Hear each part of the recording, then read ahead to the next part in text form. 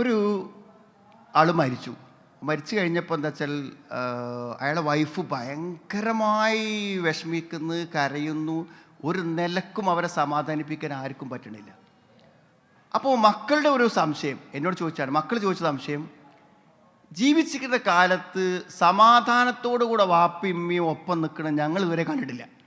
പക്ഷെ വാപ്പ മരിച്ചിട്ട് ഇന്ന് വരെ അയൽപക്കത്ത് എവിടെയും ഒരു മരണം നടന്നിട്ടും കാണാത്ത അത്ര ഭയങ്കരമായ വിഷമം എന്താണ് ഉമ്മക്കുണ്ടാവാൻ കാരണം എന്നുള്ളതാണ്. എന്താ സംഗതി അറിയങ്ങൾ, ഈ ഒന്നിച്ചിരിക്കുമ്പോൾ ഇണകളുടെ വില അറിയാത്തവർക്ക് മരിച്ച ശരിക്കും മനസ്സിലാവും. അപ്പോൾ ഈ നമുക്കൊക്കെ നമ്മളെ ഭാര്യമാരെ വില അറിയണമെങ്കിൽ എന്തിനാ ഒരു നമ്മളപ്പം ഇല്ലാതെക്കണം.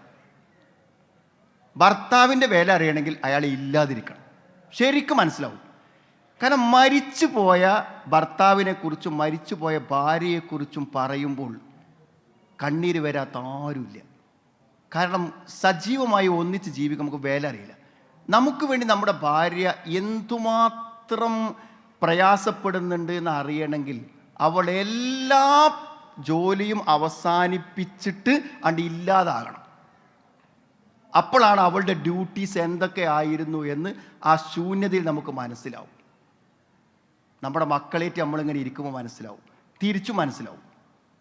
നമ്മളാണ് പോയിട്ട് ഒറ്റയ്ക്ക് ജീവിക്കുമ്പോൾ നമ്മൾ എത്രമാത്രം സ്വാധീനമുണ്ടായിരുന്നു. അതുകൊണ്ട് സുഹൃത്തുക്കളെ, ഇന്ന് അവരൊക്കെ നമ്മളൊപ്പം ഉണ്ടല്ലോ അല്ലേ, ഇന്ന് വൈഫ് നമ്മളൊപ്പം അല്ലേ.